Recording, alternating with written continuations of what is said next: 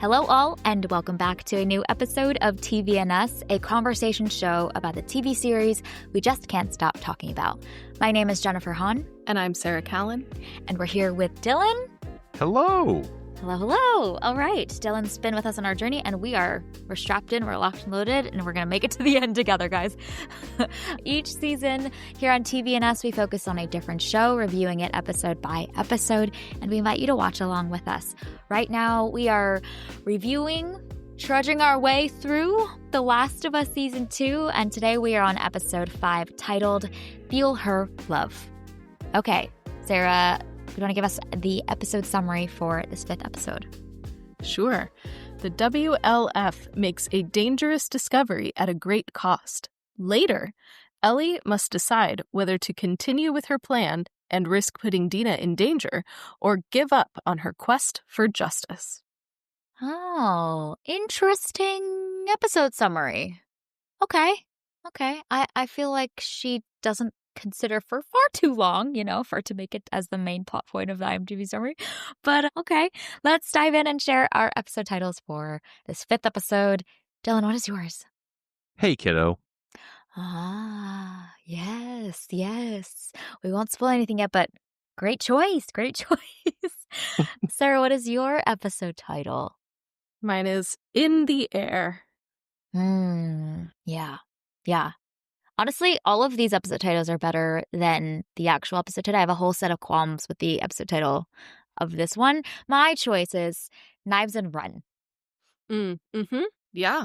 I'm intrigued. I would watch that episode. Right? It sounds dramatic. It sounds intriguing. Okay, let's start off with our roundtable on our temp check, how we're feeling after this 5th episode, and then we'll give a spoiler alert. So, Dillon, tell me your thoughts about episode 5. I'm so ready to hear this. The show finally started to deliver what I wanted this whole season to be, but just the tone, the styles, I felt like I was getting whiplashed from scene to scene with just hard emotional changes and not like the good, impactful kind. But I actually do have some positive remarks for this episode. But I think for me, it's much of the same complaints I've had about the previous episodes. All right. Sarah, what are your thoughts? Yeah, I feel similarly. There's some things in this episode that I was like, okay, this is interesting, but I'm impressed at this show's ability to just be in a completely different place than I want it to be tonally. I don't know, to me, every emotional beat in this, except for the opening scene, I thought the opening scene was riveting and interesting. I was locked in, but kind of everything else emotionally just felt wrong to me. And so even when there were good things happening, I was still like, it's not quite right. And so kind of to the point where I'm almost impressed at how tonally and emotionally disconnected I am from this show, and how it's just doing things for me is all the wrong times. And I don't know, that's kind of impressive for me to be on a completely different page than a show to this degree.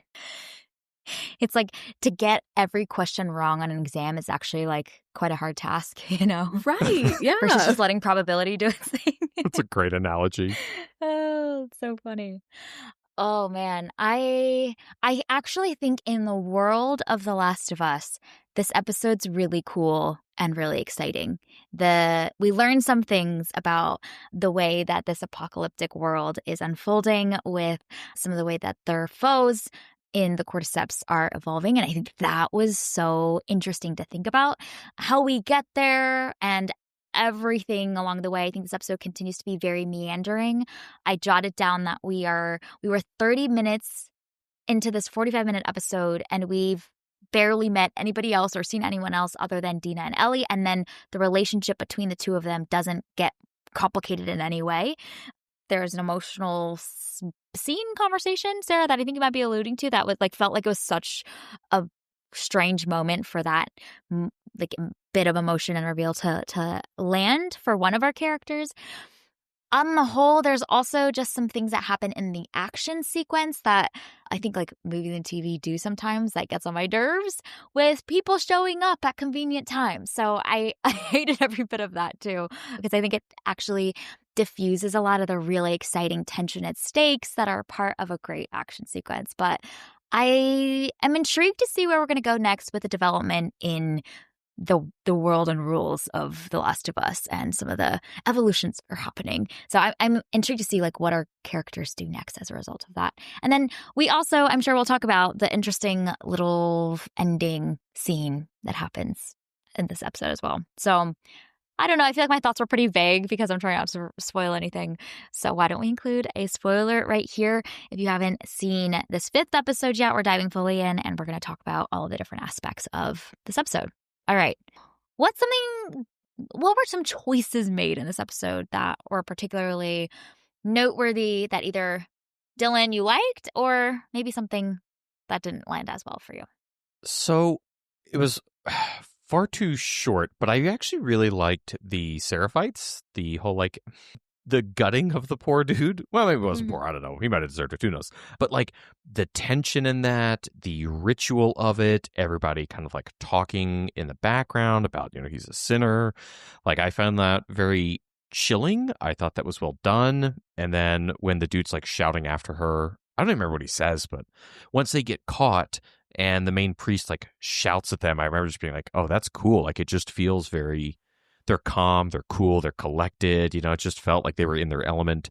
And I really kind of like hair on the back of my neck, type of situation. Like that actually landed pretty well for me. I enjoyed that. Sarah, how did that sequence land with you? Yeah, no, I was into that. I am very interested in whatever this cult is, and whatever they have going on is so interesting to me. Like, okay, we have this whole like mythology around them and this whole belief system. They communicate in whistles, which is also fascinating and I want to learn more about. And so like I'm here for this. I am just naturally interested in cults too, so that's just a cherry on top. Like, yes, let's go. I want to learn more. Them chasing her and her hiding in a tree and them literally not being able to find her in their own forest, that's a little annoying. But up until that point, I had a great time with this mysterious cult, and I really would love to learn more about them and their beliefs and their structure and all of that. That's fascinating to me. I am so intrigued by both the wolves and this religious cult. And I feel like it was such an interesting misdirect for the episode title to be Feel Her Love, which we know is kind of the mantra and the thing that this group meditates on and voices with each other to build that community. And it's part of their religious belief system. And so I expected that we would get a lot more moments with this cult. And we barely get to see them at all. We barely get to spend time with them. We don't see our main protagonists really encounter them much at all. And so the show, I think, Dillon, you said this maybe last episode, the show continues to like stoke our curiosities for the things that seemingly are disconnected from the main plot line, but are so interesting to us. And even in the episode titles are kind of stoking our and like creating more intrigue around those things. So I was a little bit surprised at how little of this cult that we actually get to see moments of. And, our main storyline and our main protagonists barely encounter them as well. And yet this episode title is Feel Her Love, and it's all focused about that. So I guess I'm just surprised at the choices that the show continues to make on where it's leading us, but then where it's choosing to show or not show and satisfy those curiosities for us. Yeah, that's actually a really good point I had not thought about. I kind of took the title somewhat literally, and I don't know, just but I was like, yeah, all right, there's some Seraphite stuff in there, cool. But I think you're right that this is just another them kind of misdirecting or misfiring, because most of the episode is with the WLF, which is really odd. Unless they were trying, and I might be giving them too much credit here, to do some type of like juxtaposition with also like the ending scene and feeling her love for Joel, or, I don't know. I'm probably giving too much credit, but I wonder if there was something maybe deeper brewing there that just didn't materialize. I think that's what they were trying to do. I think they were trying to have the title have multiple meanings, but like you said, it didn't really. I don't think it was as effective as maybe it was dreamt up in a writer's room somewhere. Yeah, I also was thinking if there was a double meaning with love between Dina and Ellie, because we end on such a like warm, fuzzy moment in the previous episode. So I was like, oh, that could be interesting. There's like maybe some bits with the Seraphites, maybe there's some bits with this like relationship that's blooming and blossoming and forming between the two of them. But I feel like their relationship doesn't like move in any direction in a significant way. I think maybe we could talk about the kind of reveal from Dina about the first person that she killed and kind of contributing to this larger theme in The Last of Us's world, where everyone has lost someone they cared about. Everyone has seen really painful, difficult things. Everyone has trauma in some way. And so that is informing so much of how they look to survive and they look to find purpose and seek vengeance as a way to somewhat cope with this really weird, twisted world. But I felt like that moment happens right after the two of them have this really important conversation of like, hey, should you be coming on this trip or not? And I'm curious your thoughts on like the pacing of those emotional beats and that whole conversation in general. I don't know. So in a way it worked for me, but I'm starting to view Dina as the main character of this season. Like that speech really sold me on the emotion of, while it was never like necessarily directly said, it was also conveying that like Dina fully wants justice for Joel and like wants to get these people, And so it's as much about Ellie and her's relationship and understanding as it was Dina just saying like, we got to fight, we got to do this, But and so while that was working for me, and I just have to view it positively from that light, it also just felt weird and like, why haven't you talked about this before with your, I don't know, last episode we had, right, I'm going to be a dad, and I don't know, now we're getting into like weird, I don't know, it was a lot for the very next episode, I think, for me. And in the kind of flip side of that is Ellie, commentary on the whole episode, but also in the scene, just feels like she's just, I don't know, she's just along for the ride. She's just listening to Dina. She's just there to hang out with her girlfriend. Like, I'm not getting any angst or anger or anything, any sense of justice whatsoever. And so it's just Dina carrying the show for me right now. Yeah, I think I feel similarly. I was so engaged in her storytelling, and I think that was really effective. But I think a lot of the reason why things like that scene didn't quite land with me is because it's after episodes 3 and 4. And I feel like episodes 3 and 4 have kind of taken all of the wind out of the sails of this show. And I think especially Ellie's journey, she as a character doesn't make sense to me even anymore. And so even those moments when she's doing things where I'm like, oh, that makes sense for Ellie to do, i.e. the ending, or I guess the ending before the little denouement moment. But because of episodes 3 and 4, it doesn't make sense. And so given where we just were with them in the previous episode, and she's still just, like you said, Dillon, she's just along for the ride and like, oh, okay, I guess we're going to do this now. Like, she doesn't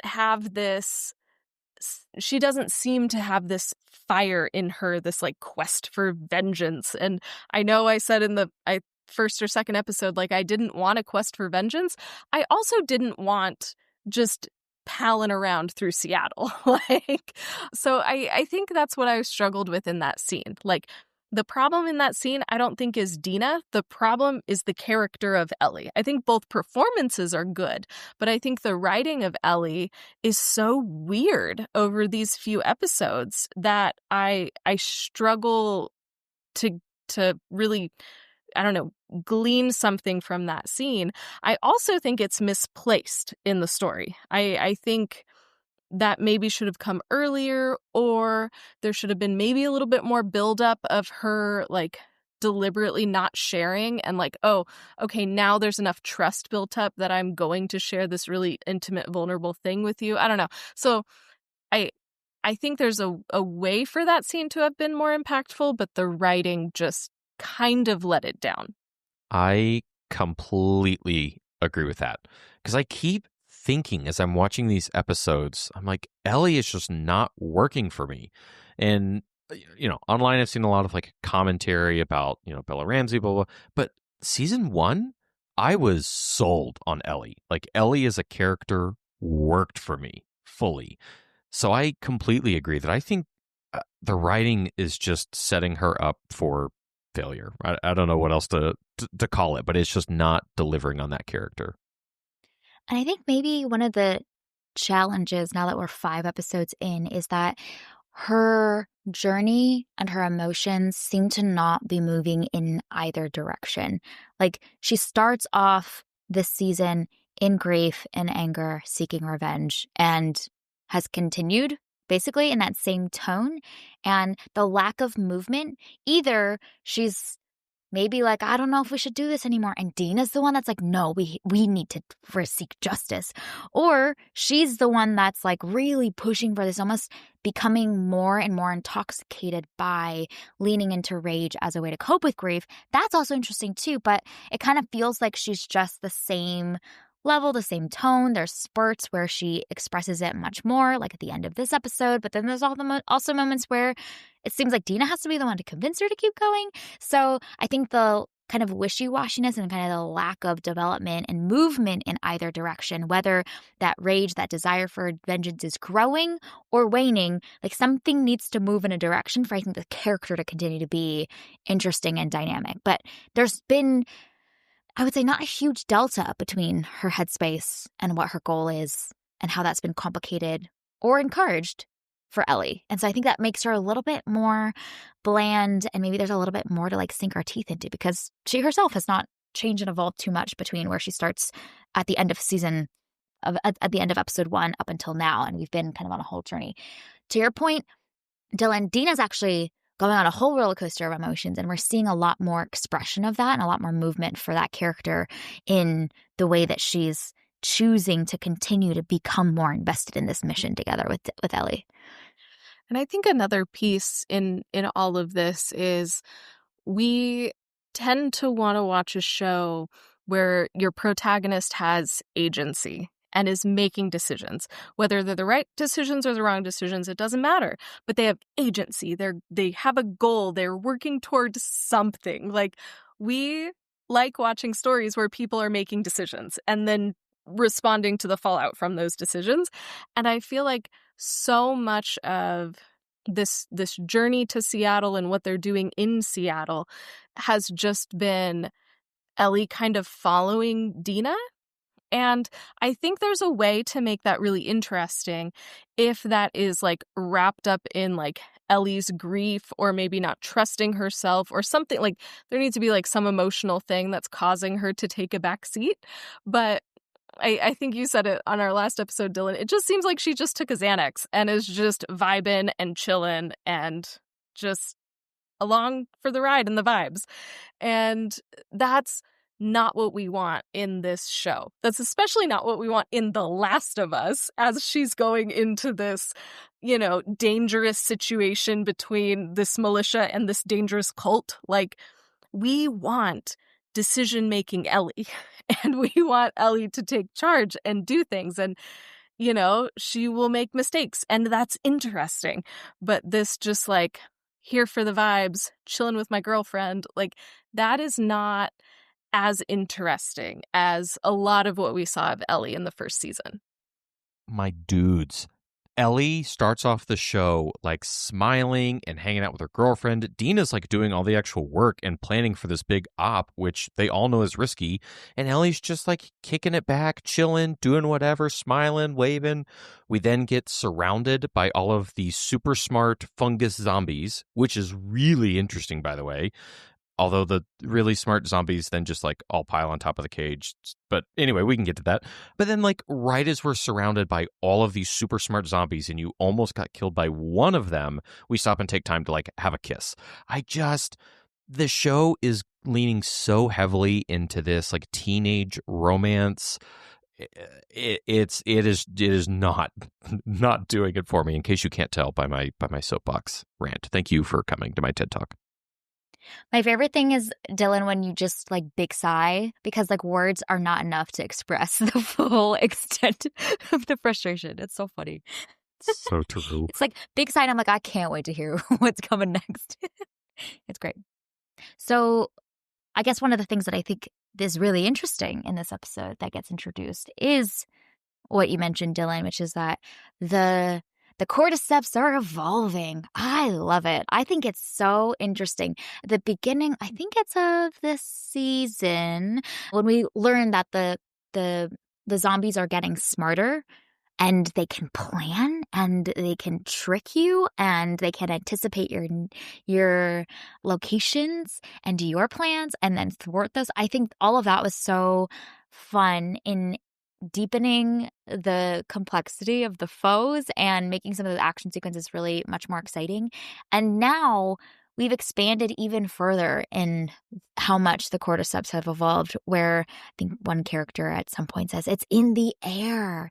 And I thought that all of that is going to be really fascinating to see what the show does next with it, because what used to be these big, flashy action sequences where we get to see our protagonists fight against them, like, what will the plan be next? How do you protect yourself against something that's literally airborne, breathing at you, and deathly? That is a challenge that I do not envy, but I think it's going to be really interesting to see what this means for this entire world of The Last of Us and how they think about survival now, and just the resilience of our characters and the creativity of our characters to figure out how to respond to that. So far, I feel like we haven't seen our main characters really put plans into place for how they want to go up against these zombies in a different way. Like, they learned that they're smarter, but they don't really have a plan quite yet about what that means for how they stay alive and fight against them. And now that it's airborne, how will they respond? I think that's just an interesting, like, cognitive curiosity I have for these characters and this kind of interesting world that's being built. So even regardless of the storyline, I'm now invested in seeing the next few episodes of the show, purely just to see, like, how will you respond? Yeah, so I actually will give some props to the show. The airborne nature is introduced much earlier in the game.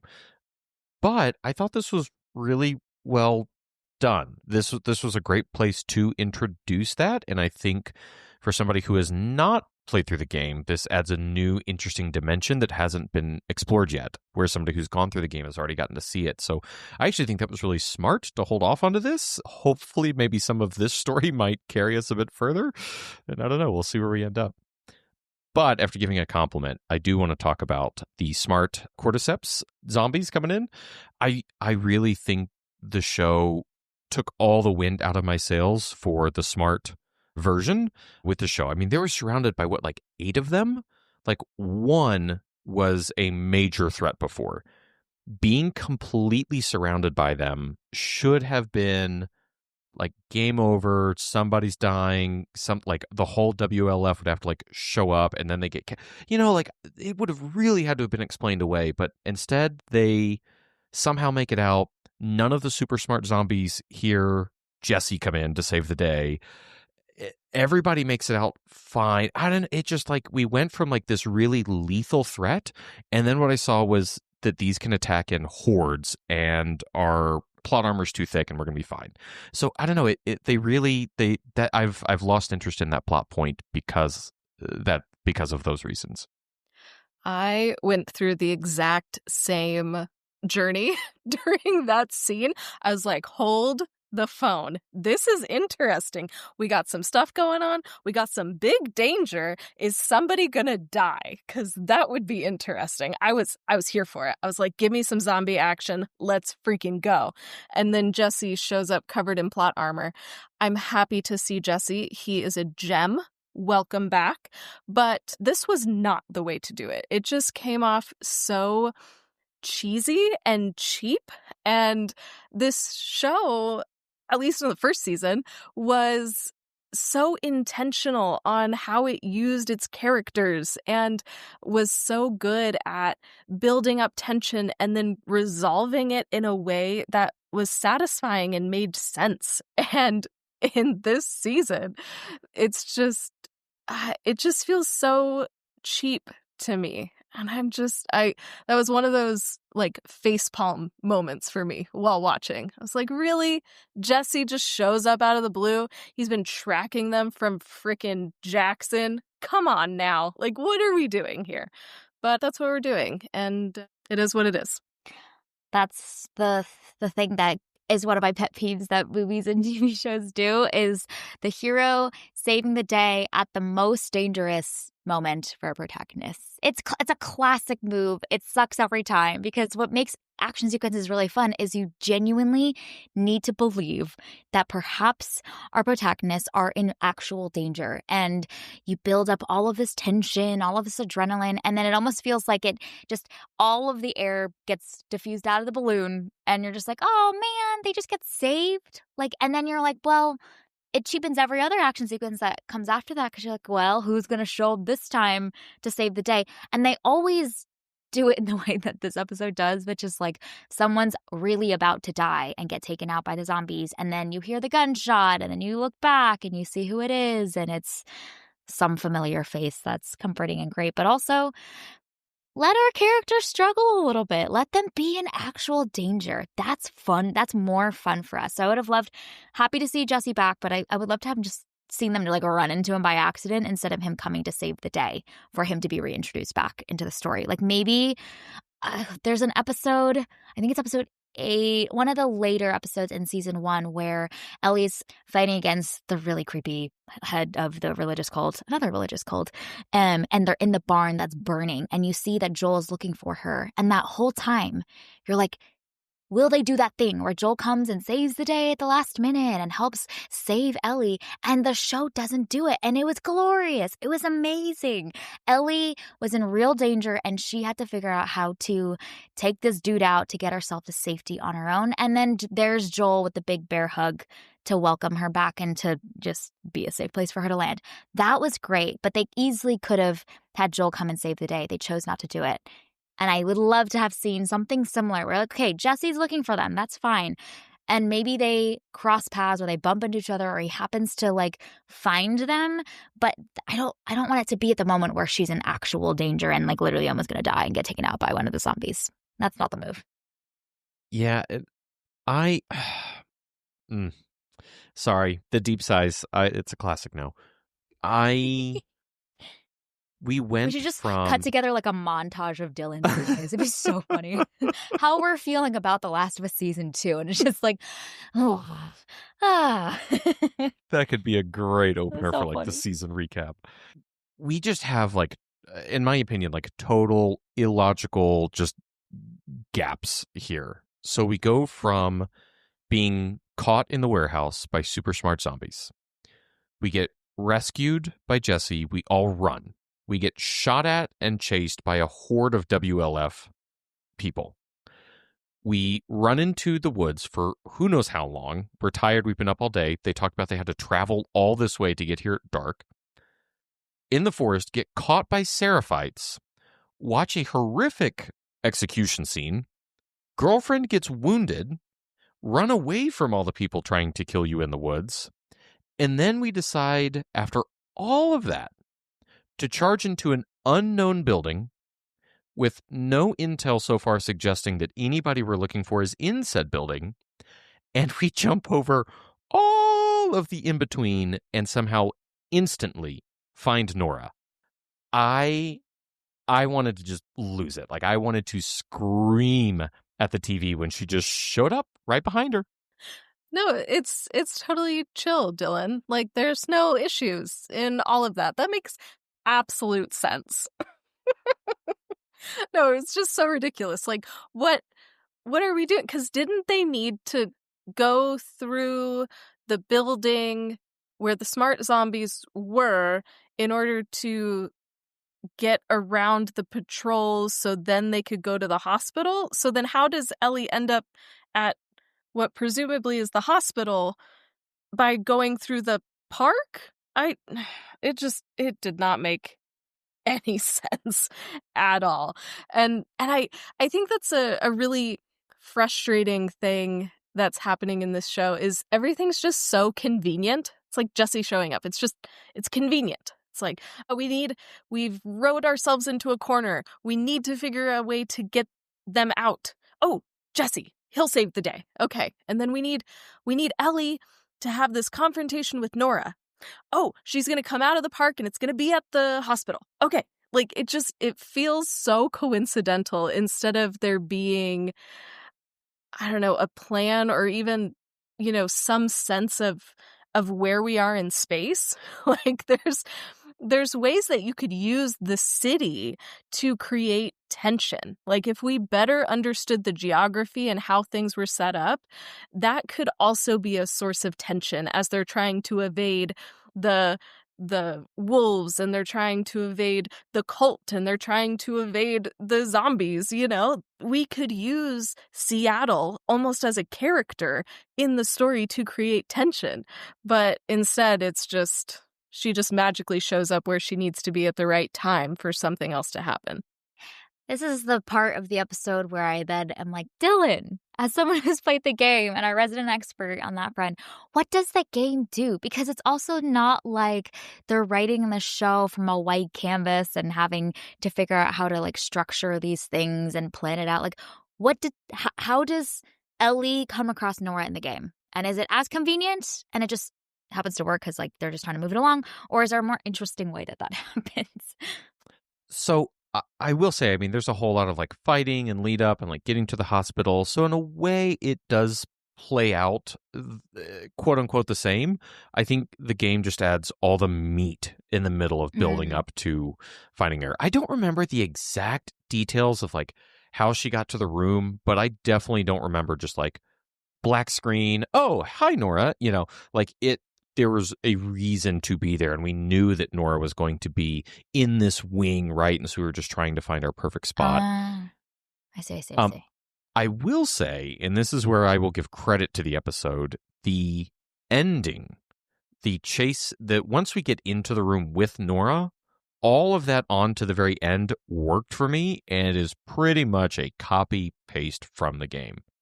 Oh, wow. Even like shot for shot or like beat and kind of like moment in the pacing and how that is timed. Yes. No wonder Very that close. was such a great sequence. Yeah, even the lighting, dialogue. the red. Oh, the lighting in the red was very much a thing. Wow. Yeah, jumping down into the spore infested, and then the big reveal between Nora and Ellie that Ellie's immune. Like, all of that went exact. And you know what also went exact in that is a flashback in the middle of that ending scene. And you know what makes flashback. Please. What makes me so mad is the game executed so well on the story by using flashbacks.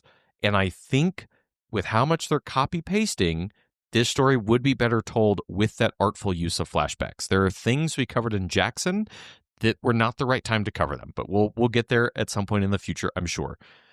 And so to all of a sudden decide in episode 5 that we're going to use a flashback, and for it to not even be a good flashback, we get 3 seconds, credits roll, it wasn't a cliffhanger. I'm just left as an audience member feeling confused, and the tonal shift isn't working. I go from finally getting to see this murderous, revengeful Ellie to just waking up, hey, kiddo.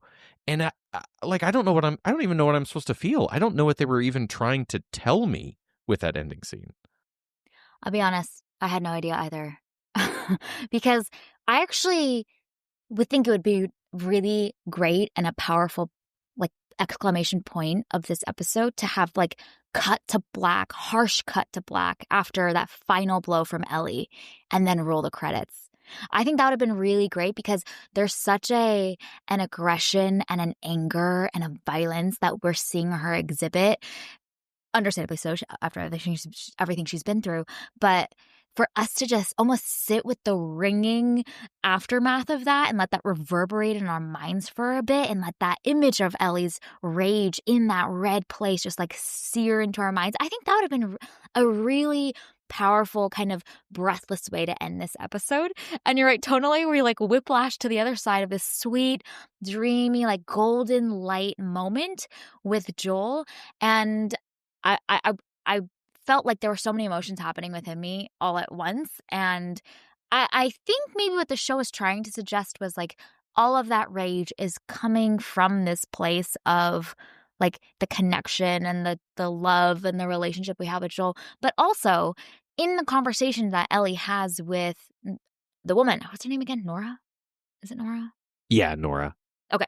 With Nora, they're talking about the ways that Joel did some bad stuff too. So I think that dissonance cognitively, not even just like an experiential, emotional, tonal dimension with those two moments, but even just cognitively, I'm like, well, we just learned about all the stuff he did, and now he's rolling through the door of the bedroom looking like America's dad. Like it's a weird headspace to be in, and there was kind of like a hard cut without time to get there.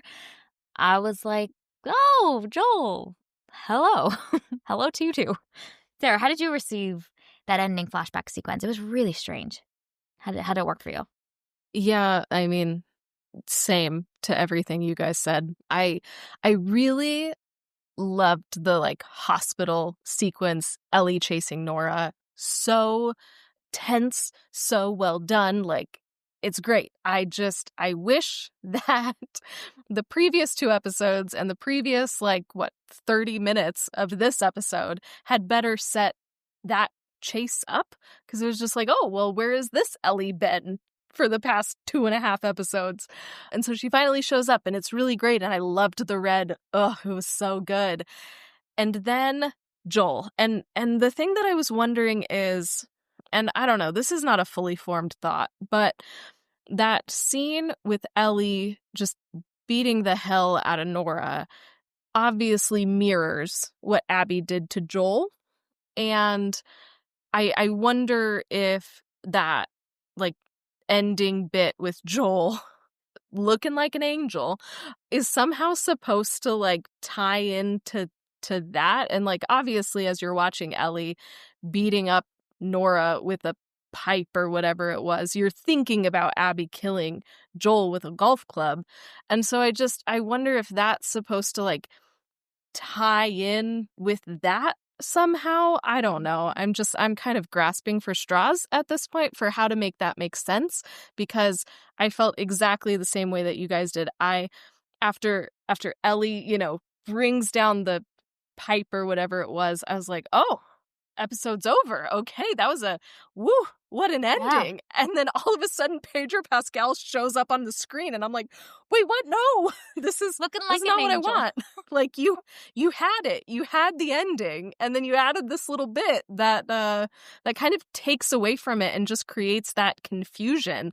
Like you said, Jen, you're feeling so many emotions at one time, but like not in a good way.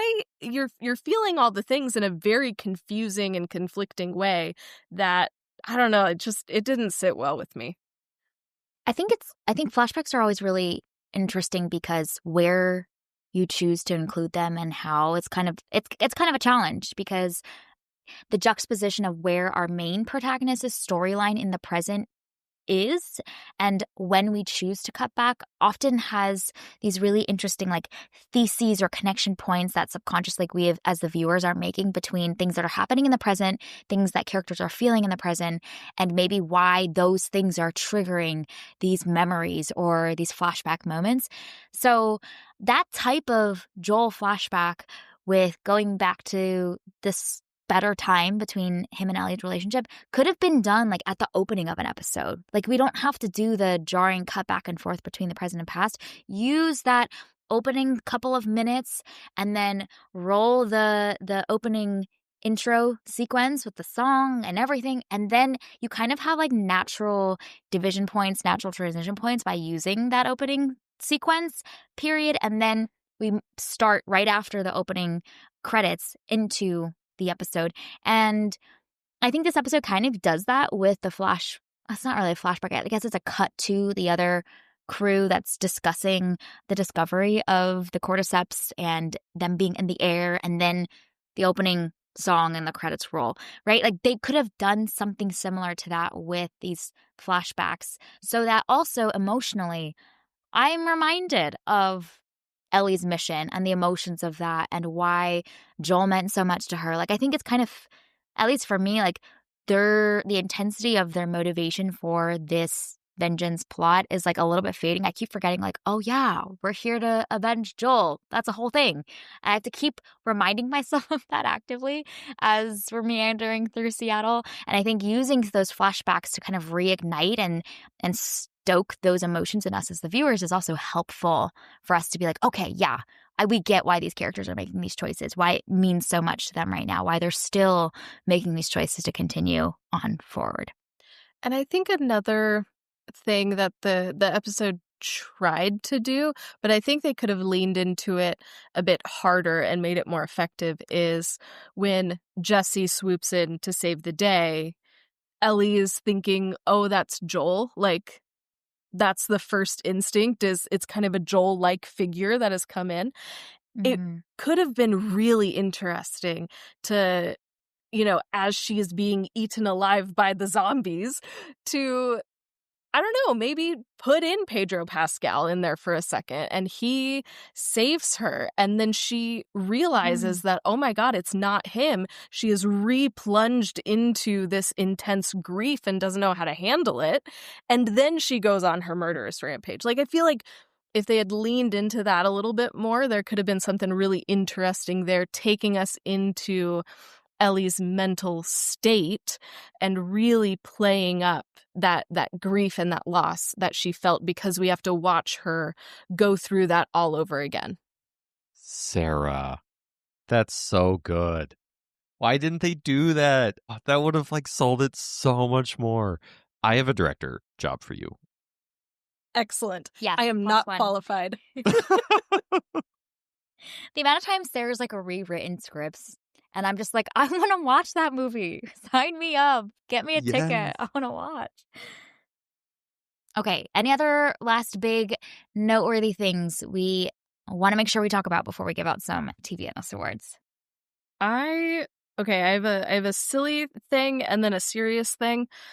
When Ellie and Dina break into the building that has all of the smart zombies, when they first break in, there is a Rolodex on the desk.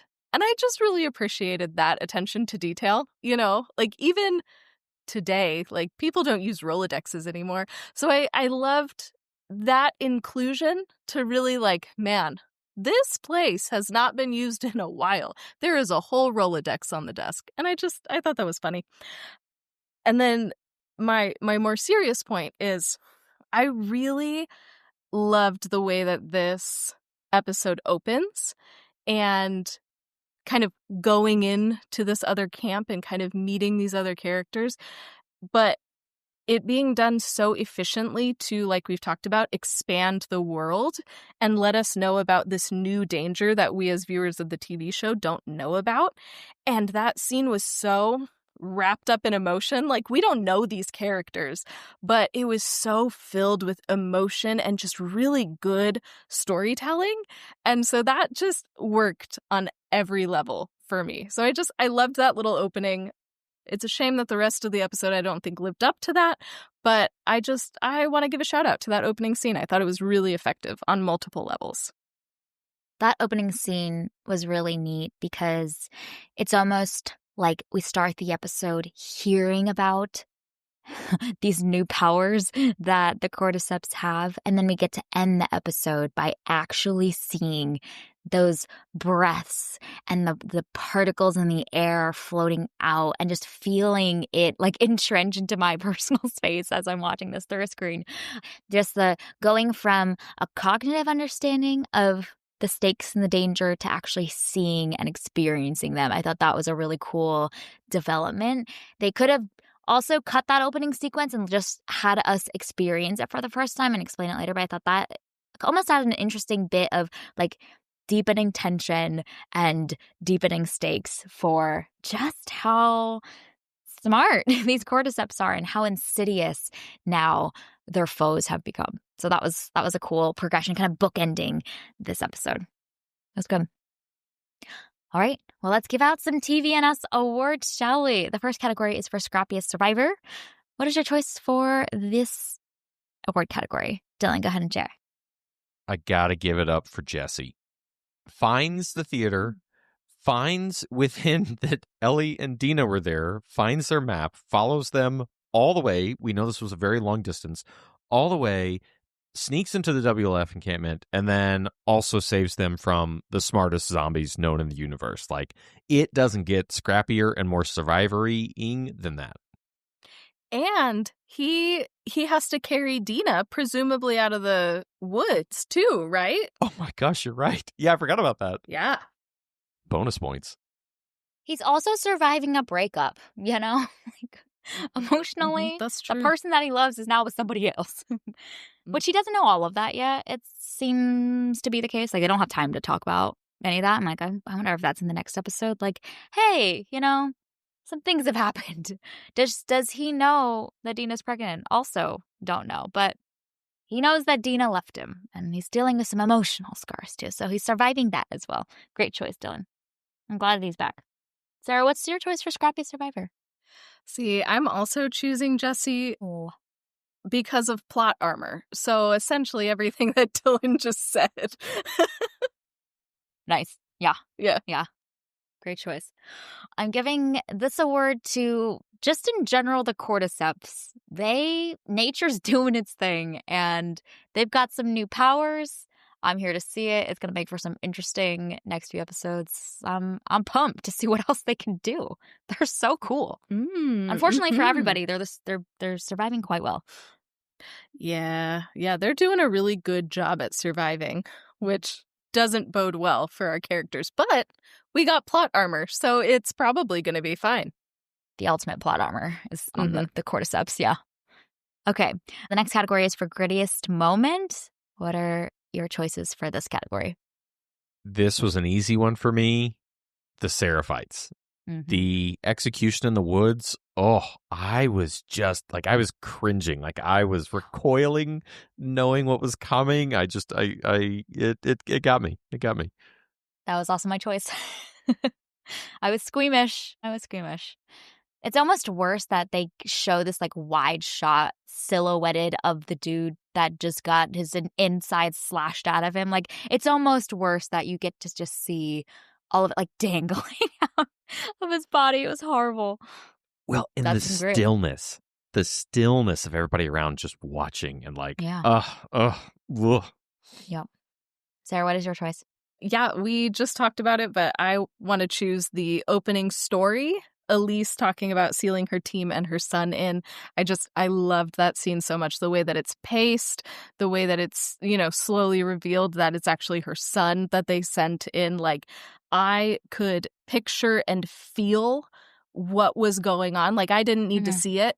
I got it. And it was horrifying and emotional. And the fact that she could do that just in her storytelling, she did a great job making that so visceral and intense. So that is my choice for grittiest moment, because I was feeling all those gritty feelings with her. That's a great choice. Yeah. Emotionally, so gritty. And the also tough thing is that they're having to have this conversation in a kind of a procedural manner, because they got to figure out what to do next. They're kind of recapping the events that have happened. And so you're seeing her having to fight the emotions of it as well by trying to convey the facts of what happened as calmly and as free of emotion as she can. But you're right. Like, there's so much brimming beneath the surface that we can see and feel, and that we come to learn by the end of the scene. It's a great choice. Okay. Next category is Straight Shooter Award. What are your choices for this one? Nora with the yeah, the little B word got what he deserved. It's just so well delivered, throwing stuff in the Yep. face, running away. Mm-hmm. Loved it. Yeah, that's great. It's a great line delivered with some great lighting, some great shadows. It's good. It's dramatic. That's drama right there. Very good. Sarah, what's your choice? I picked the exact same thing. Let's go, Sarah. Yeah. Look Here's at the that. thing. I was like, come on, Nora, let's go. Like, you're stating your truth. You're calling Joel a little bitch. You're throwing stuff at Ellie. You're running. Like, I'm here for this. You go, girl. So I loved the way, especially that part where she's like, man, that I have nightmares about this too. It was a really horrible thing that happened. And then she turns it around and calls him a little bitch. So funny. And I loved that for her. I was like, you go, girl. You speak your truth. Nice. Same. You guys are surfing the same wavelength. It's very good. I'm going to choose it's from that same Seraphite's cult ritual moment, and the executioner has this whole bit around how he has sinned and he must be sacrificed, blah blah blah. And right after he like slashes this dude, he goes, "Now he is free." And I mean, I guess that's one way to put it, you know? I bust out laughing at that. It was a very dramatic scene. I don't think I was supposed to laugh, but I found that so funny. And everyone else seemed to agree. Yes, he is free now. All right, this is a little twisted here. Mm-hmm. It's pretty straightforward, you know? There was no ambiguity for what happened to that man in their eyes. So, yeah, that's fair. All right, looking ahead, we've got 2 episodes left. What are you hoping to see? Dillon, I am always intrigued to see how you figure out how to answer this question every week. And you always with something that's like, oh, that's so insightful. Yeah. So constraints fuel creativity, you know. But yeah, thoughts looking ahead? I will say, I feel like the Debbie Downer, but I'm actually really excited for next week's episode because this one is written and directed by Neil Druckmann, who was one of the original co-creators of The Last of Us, the video game. Mm. So the fact that it's written and directed by him, I'm putting high hopes on it. I hope I'm not let down. But plot-wise, I want to see this thing speed up a little bit. I want to see, like, we have 6, 7 people in the party with Abby. Like, we have some murders to get to. Like, I'm hoping to pick this up, meet a couple more characters, figure out what more of the party is. I want to see the pace improve. Nice.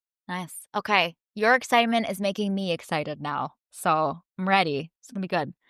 Sarah, looking ahead, what are you excited for? I love that idea, Dillon, of like, okay, speed it up. We got some murders to get to, y'all. Like, get it together. We got some murdering to do. What are we doing? Just meandering around Seattle? No, murders. Yeah, I would like to see Isaac again. I am apparently a Jeffrey Wright stan, so like, let's freaking go. I would like to see more of him in this show. He is fantastic. I would be happy to see more of Elise, too. She gave that monologue so well. Let's do more with her, shall we?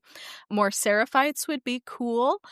I'm down to hang out with Jesse. He's really cool, but like, I'm not trying to get into this whole like thruple baby mama drama business. So I don't know what we're going to do with that. And I would like no more angelic Joel. Like, if we're going to do flashbacks, that's fine. Pedro Pascal is always welcome. But like, I'm really not into this like bright, sunshiny, the world is perfect with Joel and Ellie business, because that was not their relationship.